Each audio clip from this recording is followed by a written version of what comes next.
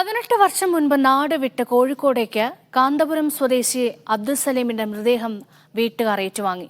മാസങ്ങൾക്ക് മുൻപ് കൊല്ലത്ത് വെച്ച് മരിച്ച സലീമിന്റെ മൃതദേഹം സ്വകാര്യ മെഡിക്കൽ കോളേജിന് കൈമാറിയിരുന്നു.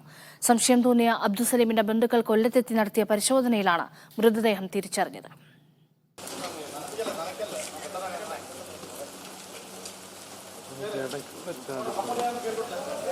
അബ്ദുൽ സലീമിനെ തേടിയുള്ള 18 വർഷത്തെ അന്വേഷണങ്ങൾ ഇവിടെ അവസാനിക്കുന്നു. സലീം എന്ന പേരുള്ള വ്യക്തിയുടെ മൃതദേഹത്തിന് കൊല്ലം ജില്ലാ ആശുപത്രിയിൽ ജീവനക്കാർ ആഴ്ചകൾക്ക് മുൻപ് മരണാനന്തര ചടങ്ങുകൾ നടത്തിയിരുന്നു. ഈ വാർത്തയറിഞ്ഞ് കാന്തപുരം ഉണ്ണിക്കുളം സ്വദേശികളായ ബന്ധുക്കൾ കൊല്ലത്തെത്തി. പോലീസിന്റെയും പൊതുപ്രവർത്തകരുടെയും സഹായത്തോടെ നടത്തിയ പരിശോധനയിൽ മൃതദേഹം 52-കാരനായ അബ്ദുൽ സലീമിൻ്റെതെന്ന് ഉറപ്പിച്ചു. അപ്പോൾ അവർ മിസ്സായ സമയത്ത് ഞങ്ങൾ അന്വേഷിച്ചുകൊണ്ട് നടന്നു. പോലീസിൽ കേസ് കൊടുത്ത് പിന്നെ മാധ്യമത്തിൽ ഫോട്ടോ സഹിതം റിപ്പോർട്ട് കൊടുത്തു.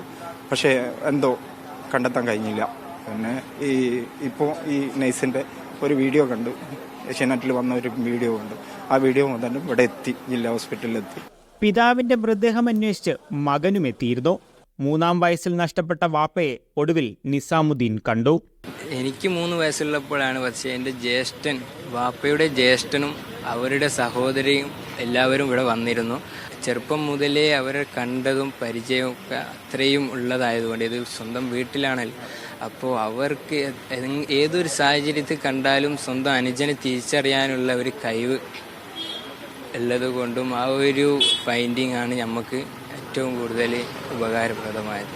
മേൽവിലാസമില്ലാതെ മെഡിക്കൽ കോളേജിലേക്ക് കൈമാറിയ മൃതദേഹം അബ്ദുൽ സലീം സൺ ഓഫ് അഹമ്മദ് കുട്ടി എന്ന യഥാർത്ഥ വിലാസത്തിലേക്ക് മടങ്ങി.